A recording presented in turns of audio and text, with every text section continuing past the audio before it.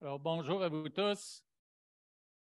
C'est toujours un privilège d'amener un message dans la parole et je suis heureux aussi de vous voir.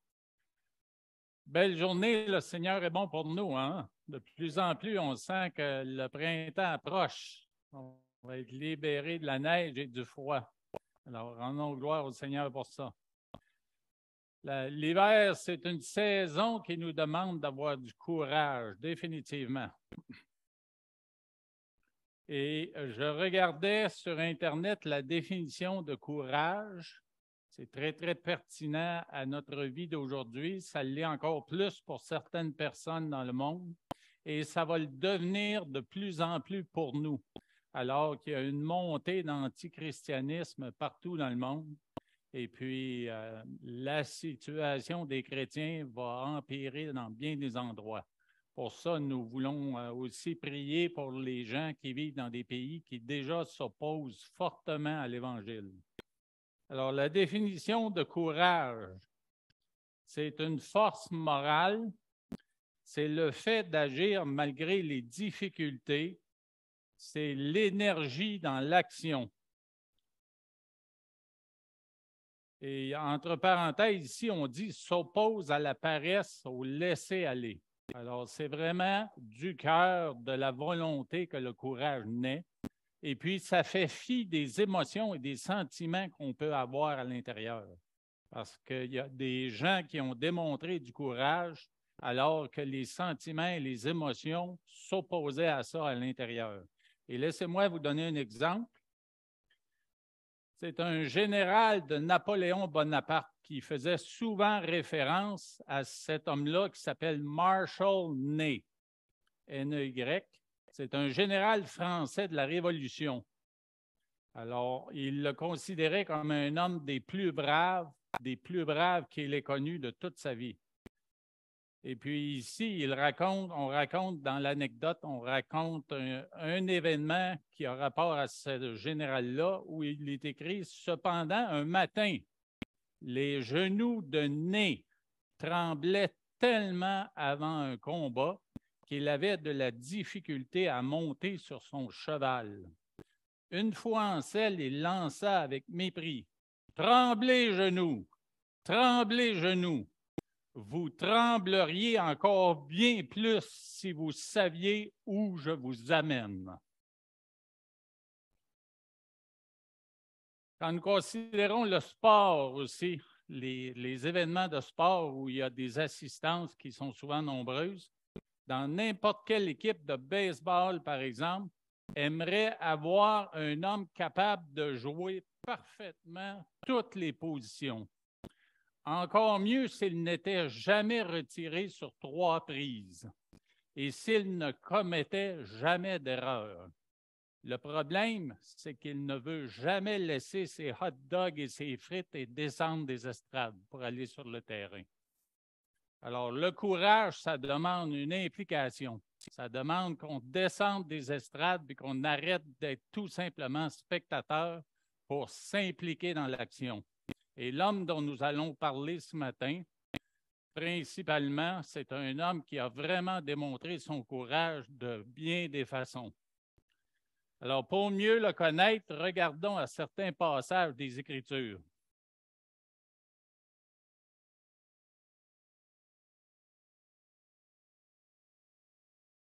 Alors, ces passages sont avant le texte que nous allons lire ce matin, qui est en Josué chapitre 1, qui est le texte d'introduction pour ce qui est de la prise de Canaan, le pays promis dans lequel le Seigneur voulait amener son peuple.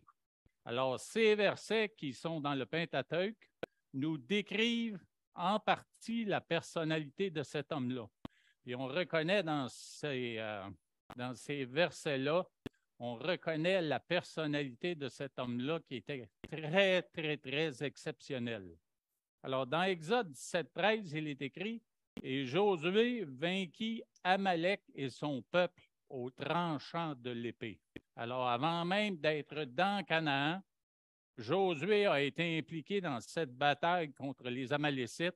Et puis, parce qu'il était là à combattre, il dirigeait le peuple et puis le Seigneur combattait avec eux. mais Josué a vaincu les Amalécites. Dans Nombre 11, 28, il est écrit « Et Josué, fils de Nun, serviteur de Moïse depuis sa jeunesse. » Alors, une autre facette de sa personnalité, c'est que c'était un homme qui était humble et un homme qui était disposé à servir d'une façon ou d'une autre. Et il était soumis à Moïse, qui un peu plus tard, on va le voir dans le texte, là, il l'appelait son Seigneur. Alors, il avait cette disposition du cœur-là pour pouvoir servir celui sur lequel il vivait l'autorité de quelqu'un. Alors, dans Nombre 14, 6, il est écrit, puis ce sont des versets qui font référence à la visite que des espions ont fait en Canaan avant de s'attaquer au pays pour le prendre. Alors, on sait très bien qu'il y a 12 espions, un de chaque tribu qui est allé, et puis il y en a 2 qui ont donné un rapport qui était favorable quant à la prise du pays, malgré le fait qu'il y avait des géants dans la place. On disait que les peuples qui habitaient là, mais ils étaient de grande stature et puis que ce serait difficile de pouvoir conquérir le pays. Mais Josué et Caleb sont revenus avec des témoignages qui étaient positifs, favorables pour ce qui est de la prise. Alors, en 14,6, on voit que Josué et Caleb ont déchiré leurs vêtements. Et puis, dans l'Ancien Testament, ce geste-là, c'était un geste qui montrait là, la désapprobation, qui montrait la tristesse intérieure de voir que les gens s'opposaient ou les gens avaient peur et avaient de la crainte concernant l'action qu'ils devaient faire pour s'emparer du pays. En Nombre 14:30, vous voyez, vous n'entrerez point dans le pays que j'avais juré de vous faire habiter, excepté Caleb et excepté Josué, 2 sur 12. Et en Nombre 27, 18, un peu plus bas, on voit Josué, fils de Nun, homme en qui réside l'Esprit, et tu poseras ta main sur lui. Alors, l'Éternel a dit ça à Moïse comme pour le bénir et l'encourager à continuer parce que Josué était déjà un homme de courage. Et c'est un homme qui était animé de l'Esprit de Dieu dans son être intérieur. Alors, si nous voulons nous-mêmes avoir du courage, il faut que quelque part nous trouvions cette intimité avec le Seigneur qui fait en sorte que l'Esprit nous conduit et l'Esprit nous guide. En Nombre 32, 12, excepté Caleb, fils de Jéphuné, le Kénisien, et Josué, fils de Nun, qui ont pleinement suivi la voie de l'Éternel. Alors, suivre la voie de l'Éternel dans notre société ou dans n'importe quelle société passée, ça demande vraiment du courage, ça demande une détermination intérieure. Comme vous voyez, le courage, c'est un peu comme l'amour. L'amour, beaucoup de gens pensent que c'est une émotion, c'est un sentiment dans notre être intérieur qui nous pousse à agir, alors que c'est beaucoup plus un choix de la volonté. Même si dans notre être intérieur, on ne ressent pas de l'amour pour notre conjoint, mais nous sommes appelés par le Seigneur à lui obéir et à mettre en pratique ce qu'il nous commande de faire, c'est-à-dire passer à l'action puis aimer quand même. Les sentiments et les émotions vont suivre, mais c'est la volonté et le courage, c'est de la même façon. Alors, encore quelques versets avant d'aller dans Josué 1, qui nous parle de cette personne, ce Josué, qui a dirigé le peuple à la conquête de Canaan. En Nombre 34, 17, encore une fois, voici les noms des hommes qui partageront entre vous le pays. Le sacrificateur Éléazar et Josué, fils de Nun. Alors, on montre qu'à cause de sa personne, son intégrité, son courage, mais Dieu l'a choisi en même temps qu'Éléazar, qui sont tous les deux, Éléazar, un leader spirituel, et Josué, un leader militaire. Ces 2 hommes-là sont appelés à partager le pays. Alors, c'est eux qui vont prendre l'initiative, c'est à eux que Dieu donne la responsabilité de partager le pays et de le distribuer aux 12 tribus d'Israël. En Deutéronome 1,38, il est écrit « Josué, fils de Nun, ton serviteur y entrera, fortifie-le, car c'est lui qui mettra Israël en possession de ce pays. » Alors, vous voyez ici, c'est un texte où Dieu s'adresse à Moïse. Moïse est encore vivant au début de Deutéronome. Et Dieu parle à Moïse de Josué, de la responsabilité qu'il va lui donner. Et à la fin de Deutéronome, dans 31, 23, là, Moïse est décédé à ce moment-là, je crois, et puis Dieu parle directement à Josué maintenant. Alors, il y a toute la question de mentorat dont on va parler tantôt. Et puis, Dieu qui parlait à Moïse, mais maintenant s'adresse à la personne qui est importante pour la conquête de Canaan. Il s'adresse maintenant à Josué. L'Éternel donna ses ordres à Josué, fils de Nun. Et il dit, fortifie-toi et prends courage. Des mots qu'on retrouve dans Josué, le premier chapitre, à 3 reprises. Car c'est toi qui feras entrer les enfants d'Israël dans le pays que j'ai juré de leur donner, et je serai moi-même avec toi. Alors, quelle parole de fortification, quelle parole de réconfort pour quelqu'un qui a une tâche extraordinaire, énorme devant lui à accomplir. Dans Deutéronome 34, 9, il est écrit « Josué, fils de Nun, était encore une fois rempli de l'esprit de sagesse, car Moïse avait posé ses mains sur lui. » Alors, vous voyez à quel point Dieu l'a préparé, parce qu'il a grandi et passé beaucoup de temps en présence de Moïse, qui lui était lui-même très, très près de Dieu, de l'Éternel. Mais Josué a bénéficié de sa foi, il a bénéficié de son enseignement, de son expérience, et de tout ce que Dieu voulait qu'il reçoive pour être prêt à conquérir le pays, à diriger un peuple qui était très, très, très nombreux. Alors, continuons et allons dans le texte qui nous est important ce matin. C'est à partir de Josué dans le chapitre 1, et vous avez à l'écran les premiers versets, les 3 premiers versets qu'on peut lire ensemble. Après la mort de Moïse, serviteur de l'Éternel, l'Éternel dit à Josué, fils de Nun, serviteur de Moïse, « Moïse, mon serviteur, est mort. Maintenant, lève-toi, passe ce Jourdain, toi et tout ce peuple, pour rentrer dans le pays que je donne aux enfants d'Israël. Tout lieu que foulera la plante de votre pied, je vous le donne comme je l'ai dit à Moïse. » Alors, c'est un passage qui vraiment là, nous rappelle quelque chose qu'on cherche à oublier, même parce qu'à l'intérieur, ça nous apporte de la souffrance et même ça nous apporte des inquiétudes. C'est un passage qui, indirectement, parle de la brièveté de la vie. Et puis ici, j'en parle parce que la brièveté de la vie, on doit la considérer dans la passation des autorités ou la passation des pouvoirs et la passation des connaissances et de l'expérience pour les générations futures. Alors moi, je me rappelle quand j'étais jeune, c'est certain que quand nous sommes jeunes, nous pensons vraiment au moment présent et puis nous sommes concernés par le moment présent, très peu par le futur. Mais il faut absolument que nous, en tant qu'adultes dans le corps de Christ, en tant que parents dans le corps de Christ, en tant qu'enseignants dans le corps de Christ, on amène ceux qui viennent à notre suite, qu'ils soient plus jeunes, très jeunes ou moins jeunes, mais qu'on les amène à considérer le futur et préparer le futur de la famille, le futur de l'Église, le futur comme on le fait aussi dans bien des entreprises ou bien des organismes. Puisqu'il est nécessaire qu'il y ait ce passage, comme je disais, des expériences, de la connaissance et puis de la foi aux générations qui viennent à notre suite.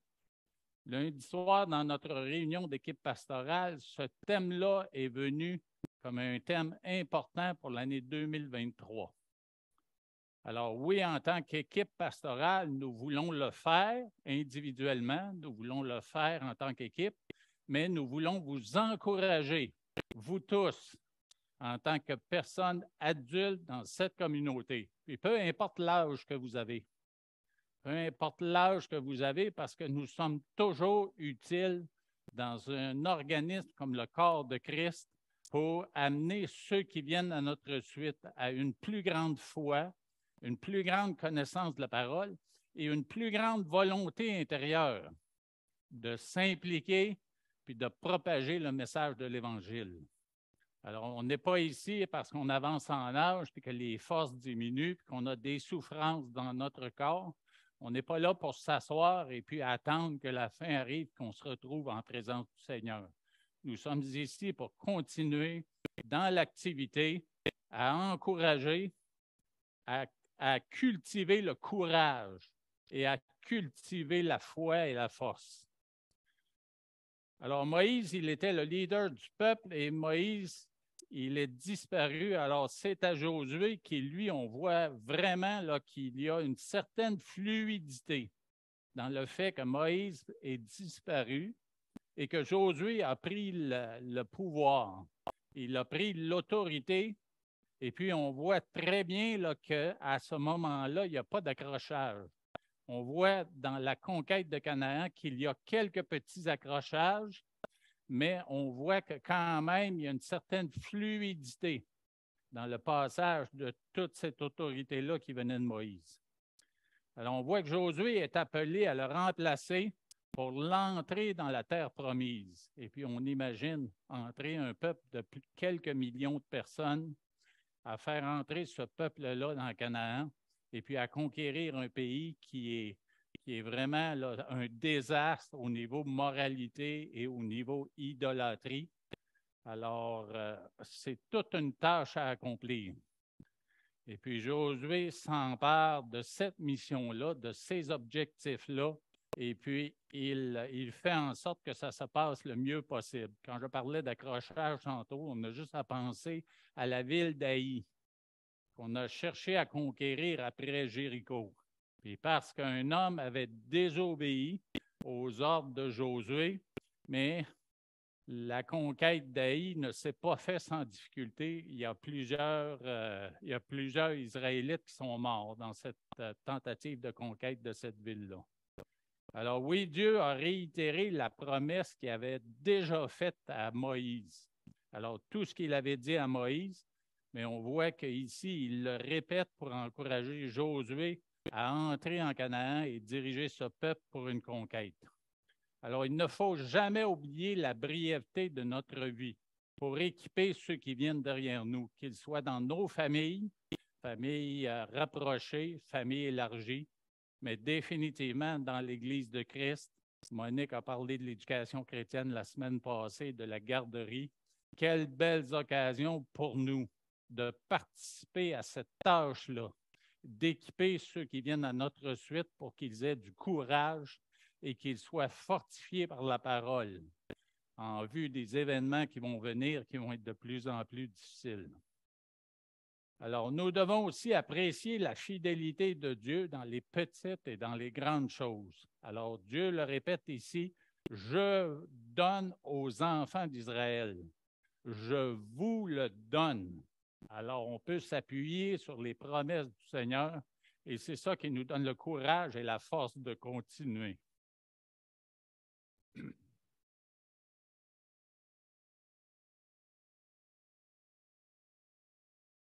Là, je travaille avec 2 ordinateurs. Un peu. Alors, les versets suivants, les versets 4 et 5. Vous aurez pour territoire depuis le désert et le Liban jusqu'au grand fleuve, le fleuve de l'Euphrate, tous les pays des Hétiens et jusqu'à la grande mer vers le soleil couchant. Nul ne tiendra devant toi. Tant que tu vivras, je serai avec toi comme j'ai été avec Moïse. Je ne te délaisserai point, je ne t'abandonnerai point. Alors, Dieu précise les limites du pays promis. Et Dieu promet à Josué quoi? Il lui promet une victoire complète toute sa vie. et il lui promet une présence fidèle et immuable. Alors, on discerne la personne du Seigneur, le caractère du Seigneur, et puis l'amour, la miséricorde et la compassion qui est là pour son peuple, pour promettre des choses qui sont aussi grandes. Alors, nous devons considérer les ressources et les possessions de Dieu sont illimitées.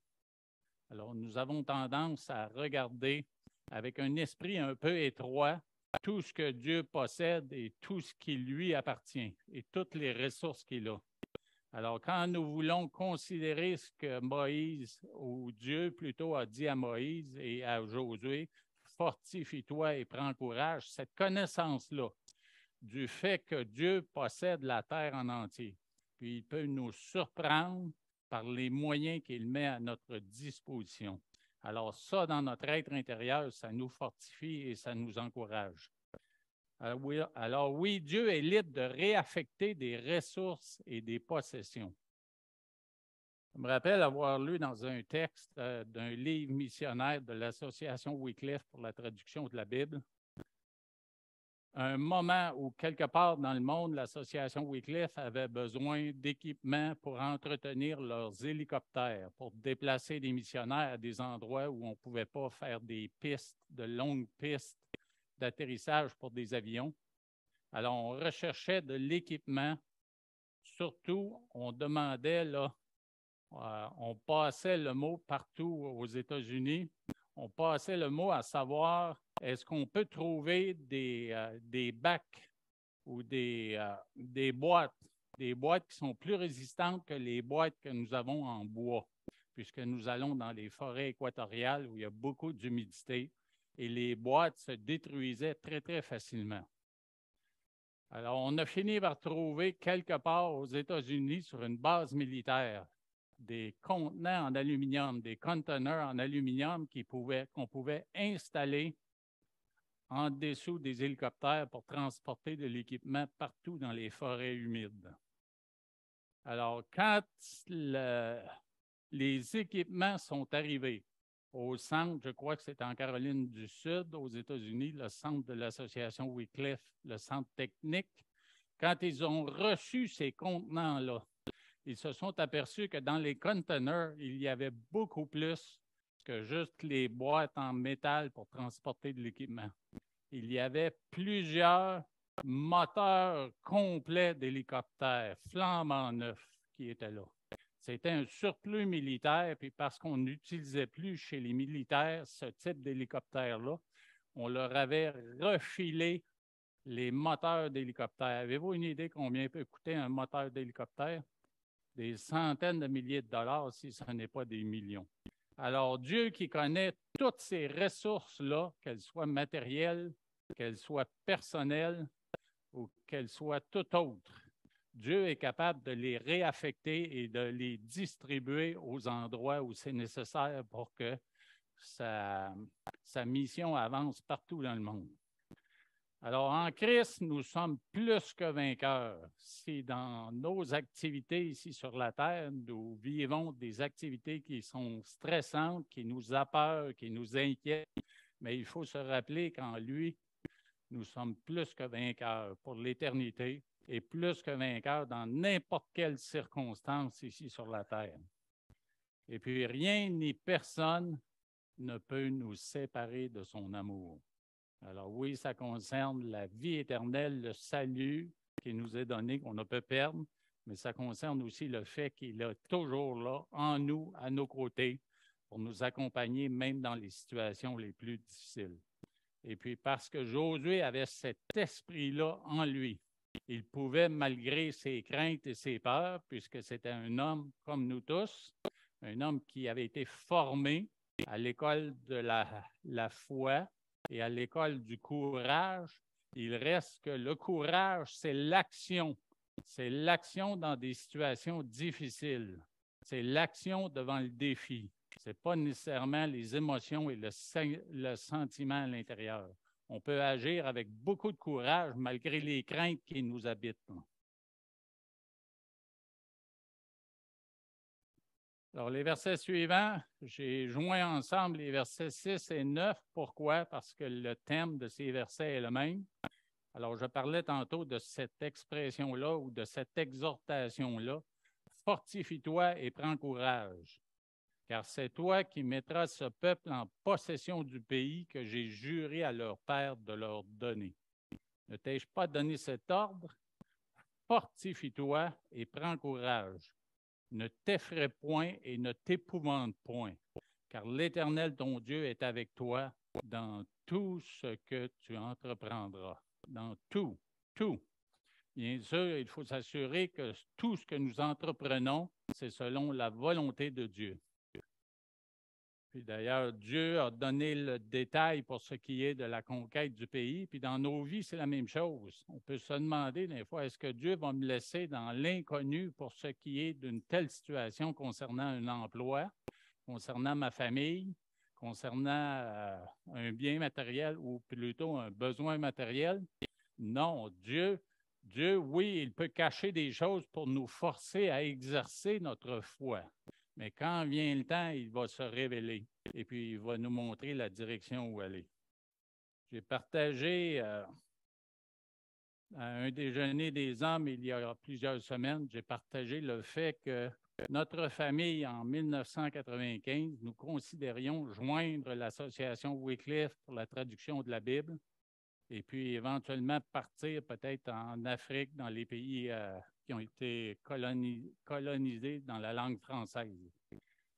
Et puis, pour cela, nous devions aller à Vancouver, passer un mois de formation et de découverte concernant cette association et les besoins qu'il y avait en Afrique et comment nous, on pouvait justement là, arriver dans cette mission-là et puis explorer si vraiment c'était ce que Dieu nous demandait.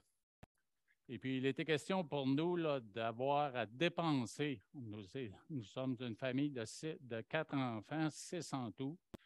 Dépenser pour 6 billets pour traverser le Canada, aller-retour. Il était question de certaines dépenses là-bas. Puis, il était question pour moi aussi de laisser mon emploi en informatique pendant 4 semaines consécutives. Et puis, en informatique, parce que les besoins étaient grands à ce moment-là, je m'imaginais dans mon être intérieur que ce serait difficile d'en arriver là. Alors, j'avais je ne dirais pas des grandes inquiétudes, mais j'avais des doutes concernant la possibilité de se déplacer puis aller là-bas. Et puis finalement, Dieu a pourvu de différentes façons tout l'argent nécessaire et les billets d'avion nécessaires. Et il a même pourvu à l'absence, au congé dont j'avais besoin. Mon patron a tout simplement dit, quand je lui ai parlé de cette possibilité-là, il dit, Luc, on est ici sur la terre pour vraiment en profiter, c'est ce que tu veux pour toi et ta famille, allez-y, tu peux prendre 4 semaines de congé. C'est arrivé comme ça. Alors oui, Dieu, il donne des précisions et il ouvre les portes. Alors on peut prendre courage et nous fortifier dans cette idée que Dieu pourvoit quand il veut envoyer quelqu'un sur le champ missionnaire, comme on a entendu il y a quelques semaines, ou la semaine passée, il y a 2 semaines. Il y a 2 semaines avec Jeff Street et son ministère. Alors, nous voyons ici des impératifs. Dieu donne ces impératifs qui sont, pour certains, positifs. Il nous encourage à nous fortifier. Il dit à Josué, fortifie-toi et prends courage. Comment est-ce qu'on fait ça? Se fortifier et prendre courage. On le fait dans le temps que nous passons en présence de notre Seigneur, dans sa parole, dans la prière, dans la méditation et dans l'étude. Alors, devant cet appel qui était énorme pour Josué, Dieu l'encourage à se tourner à la parole puis à méditer dans la parole. Ce sont les versets qui sont à la position 7 et 8 dans le chapitre 1. Alors, il y a aussi les impératifs qui sont divins, mais qui sont négatifs. Puis quand je dis impératif, je ne veux pas dire qu'il faut que ce soit là. Non, impératif, c'est aussi un commandement, un ordre. Puis l'ordre, c'est de ne pas s'effrayer et de ne pas s'épouvanter. Je pense que tous, nous avons vécu des expériences alors que nous étions jeunes, et peut-être même récemment, je sais que pour l'avoir vécu à certains moments de l'année, pas de l'année, mais de ma vie plutôt, alors que j'étais jeune à l'école primaire, j'ai vécu parce que je n'étais pas aussi grand que je le suis maintenant. J'ai grandi principalement au secondaire, mais j'ai vécu du harcèlement à l'école primaire où vraiment on a dû lever les poings à un moment donné, puis même demander que nos parents interviennent. Alors, à ce moment-là, oui, on peut s'effrayer et s'épouvanter.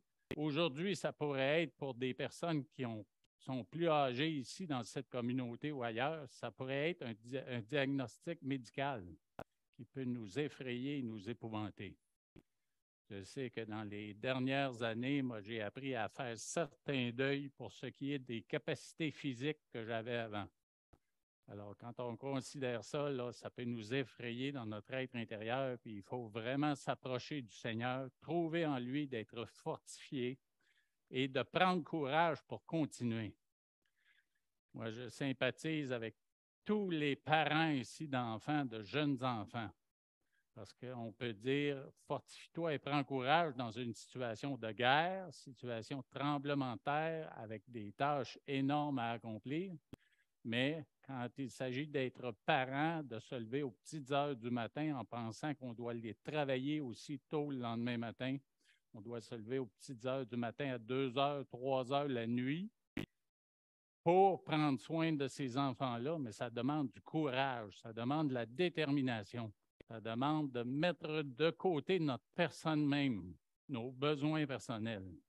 Alors, dans ce sens-là, nous vivons aussi des besoins, des situations qui nous amènent à nous dire justement cela. Fortifie-toi et prends courage. Ça peut même être une naissance qui arrive. Pour vous, mesdames, je sais que quelque part dans vos vies qui avez eu des enfants, vous vous êtes fortifiés et vous avez pris courage en pensant à cette naissance-là qui allait venir. Alors oui, Dieu rappelle son immuable fidélité qu'il est toujours là et il va toujours pourvoir. Alors nous sommes amenés à nous fortifier et à nous encourager. C'est une responsabilité qui est personnelle. Oui, nous pouvons nous approcher d'un frère, d'une sœur en Jésus-Christ, d'une personne de notre famille, pour passer du temps avec lui ou avec elle, pour trouver un encouragement. Mais il nous appartient à nous de prendre ces décisions-là puis de déterminer aujourd'hui, là, ce que je vis, ça m'effraie un peu, ça me fait peur un peu, alors j'ai besoin de me fortifier dans ma relation avec le Seigneur, puis j'ai besoin aussi de me fortifier avec l'aide d'une personne qui peut venir à mes côtés, prier pour moi et m'encourager. Alors, dans le passage un peu plus loin, quand on voit que Josué assume l'autorité et qu'il avance prendre les décisions, quand il commence à parler à ses officiers, quand il commence à parler au peuple, mais on voit que lui-même, il s'est fortifié à un point tel qu'il peut en fortifier d'autres, encourager d'autres à commencer. Alors, lui, il a reçu de Dieu et de Moïse cette force-là et ce courage-là. Il peut maintenant le déverser sur ceux qu'il va amener à sa suite pour conquérir le pays. Alors, ce matin, on a parlé de Dieu comme un employeur. Je rendais gloire à Dieu parce que, justement, au point numéro 2, dans le bas de l'écran, le Seigneur est prêt à s'engager ou à engager des humains. Alors, le Seigneur, oui, il a un plan. Il a un plan pour le monde, il a un plan d'évangélisation, il a un plan de propagation de sa parole. Et puis, nous sommes des participants à cela. Et puis, nous savons tous qu'à cause de l'opposition qu'on a pu vivre dans le passé, que ça demande du courage, ça demande de l'audace et ça demande de se fortifier dans notre être intérieur parce qu'on sait qu'on va rencontrer de l'opposition de plus en plus. Cette semaine, j'entendais une nouvelle où un pasteur qui est allé s'opposer à un spectacle de drag queen dans un lieu quelque part, je crois que c'est ici au Canada, mais il a été sorti, on l'a bousculé pour le sortir de la place, puis plus tard, on l'a arrêté pour l'amener en prison parce qu'il avait causé là, du désordre au niveau social.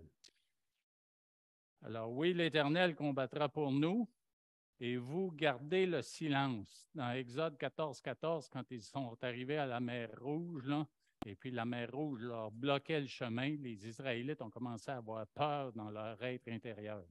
Ils ne voyaient pas comment s'en sortir. Puis cette phrase-là déclare que la bataille appartient à l'Éternel. Et à cause de ça, on peut être fort dans notre être intérieur. On peut se dire, prends courage, attends, soyez patient. Puis quand vient le temps de passer à l'action, mais le Seigneur nous le confirme dans notre être intérieur. Alors, comme je disais, les versets 7 et 8, c'est là qu'on montre comment se fortifier dans l'être intérieur. Alors, fortifie-toi seulement et aie bon courage en agissant fidèlement selon toute la loi que Moïse, mon serviteur, t'a prescrite. Ne t'en détourne ni à droite ni à gauche afin de réussir dans tout ce que tu entreprendras. Que ce livre de la loi ne s'éloigne point de ta bouche. Médite-le jour et nuit pour agir fidèlement selon tout ce qui y est écrit. Car c'est alors que tu auras du succès dans tes entreprises, c'est alors que tu réussiras. Alors, dans ces versets, nous observons que Josué est appelé à se fortifier par l'obéissance à la loi. Je ne sais, probablement que vous avez déjà vécu cela. Vous avez déjà vécu que le fait que vous avez obéi au Seigneur, vous saviez très bien quelle était sa volonté et vous avez obéi au Seigneur. La force qu'on sent à l'intérieur, puis le bien-être qu'on sent à l'intérieur quand on a obéi, c'est l'équivalent, possiblement, là, bien sûr, de ce que les enfants peuvent vivre quand les parents arrivent puis disent « Ah, c'est bien ce que tu as fait, c'est excellent, j'apprécie énormément que tu aies obéi à ce que je t'avais demandé. » Alors, imaginez là, dans votre esprit entendre cela du Seigneur. Je me rappelle, il y a bien des années, alors qu'à l'église où nous allions à Pointe-aux-Trembles, nous avions décidé le vendredi, qui était un vendredi de jeunesse, nous avions décidé cette journée-là, qui était aussi le vendredi de la fête de l'Halloween, eh bien, nous avions décidé de faire un spécial à l'église. Un spécial où, oui, nous allions distribuer toutes sortes de friandises aux jeunes, tout en enseignant des leçons bibliques. Et puis, je pense que ce soir-là, j'ai peut-être fait 7 ou 8 leçons d'objets qui prenaient un certain temps. Et puis, il y avait beaucoup de jeunes, puisqu'il y avait des jeunes de l'extérieur, il y avait des jeunes de l'Église, de différentes églises, puis il y avait des jeunes aussi qui avaient été invités de l'extérieur. Quand la soirée s'est terminée, là, physiquement, je peux vous dire, j'étais épuisé, complètement épuisé. Mais à l'intérieur, j'avais un sentiment de bien-être, là, parce que les jeunes avaient appris des leçons importantes et avaient appris des choses sur Jésus-Christ. Alors, quand nous sommes obéissants, nous savons que nous marchons dans la volonté du Seigneur, mais il y a un bien-être qui est là, qui nous fortifie malgré la fatigue qui est physique. Alors, plus l'obéissance est grande, plus la victoire est grande. Et l'attachement et l'obéissance à la loi, c'est un gage de réussite. Alors, bien sûr, il y a l'élément aussi de lecture de la parole. Et puis, on considère toujours cette relation de cause et effet pour ce qui est de la lecture, l'étude, la méditation et l'obéissance à toute la parole. Alors, quand vraiment on est discipliné pour amener ces disciplines-là dans notre vie, mais nous avons à l'intérieur une force qui va se transformer en courage quand le temps d'agir et de parler va venir. Parce que c'est la source de courage, elle est là, elle est dans la parole, elle est dans le Seigneur qui agit en nous. Alors, dans les versets suivants, j'hésite à y aller là, parce qu'il y a déjà le temps a déjà beaucoup passé. Je vais garder ça pour une autre fois. Les versets suivants, c'est Josué qui assume le commandement. Alors là, nous voyons dans les versets suivants, à partir du verset 10 jusqu'à la fin du chapitre, nous voyons le résultat de cette préparation au courage qui vient dans la transmission de l'information, dans le mentorat d'un homme ou d'une femme de Dieu qui est là devant nous, puis qui nous transmet l'information tout en nous enseignant dans la foi, comme vous pouvez l'être pour les plus jeunes, ceux qui viennent à votre suite dans vos familles et dans l'Église. Mais ça se transforme et ça se transmet dans les attitudes, dans les paroles et dans les actions. Et tout ce qui va s'en suivre, mais ça va être un mouvement là, de l'Esprit de Dieu qui va se propager par le courage que nous avons dans n'importe quelle situation dans nos vies. Alors, je vous encourage à vous équiper au niveau de cette force-là, par la connaissance, par l'expérience, par les interactions entre frères et sœurs, afin de transmettre à ceux qui viennent derrière cette force-là et ce courage-là, pour que tous ensemble, nous puissions être encore plus une lumière dans un monde qui en a grandement besoin. Alors, que ça se produise dans vos vies, à la maison, dans votre mariage. Bon, quand on parle de courage, là, il y a des personnalités qui sont plus timides que d'autres. Mais dans le mariage, quand il y a une situation de conflit, il faut l'adresser quelque part. Alors, moi, je ne l'ai jamais vu vraiment comme ça, mais ça demande quand même un peu de courage pour soulever ce point-là, puis le mentionner, au lieu de tout simplement rester derrière, puis ne rien dire, puis souffrir dans l'être intérieur. Alors, dans nos relations interpersonnelles, nous avons besoin de cette force-là et de ce courage-là, dans l'Église, dans nos familles, dans nos couples, mais surtout dans un monde qui s'oppose de plus en plus aux valeurs chrétiennes. Alors, je vais terminer là et vous laisser découvrir le restant du chapitre, voir comment Josué a appliqué ces choses-là dans sa vie. Il n'a pas hésité à donner des ordres, il n'a pas hésité à donner des précisions sur ce qu'il voulait, comment ça devait être accompli. Et puis, c'est comme ça que le Canaan a été pris. Alors, prions. Seigneur, nous te rendons grâce et te remercions. Nous te remercions pour ta grandeur, nous te remercions pour tes bontés, nous te remercions pour cet appel au travers des expériences de Josué et de ce texte qui est là dans le chapitre 1 de Josué, qui nous aussi nous encourage et nous interpelle à démontrer du courage, à nous fortifier dans notre être intérieur et puis vraiment foncer dans l'appel que tu places devant nous, qu'il soit familial, conjugal, professionnel, ou même quelque part dans le monde où tu peux nous appeler à aller et propager la parole. Alors, malgré l'opposition, malgré les défis, donne-nous de choisir pour toi afin que ta volonté s'accomplisse et puis que toi, tu sois glorifié. C'est dans le nom de Jésus que nous prions. Amen. Bonne journée, bonne semaine. N'oubliez pas l'heure samedi prochain.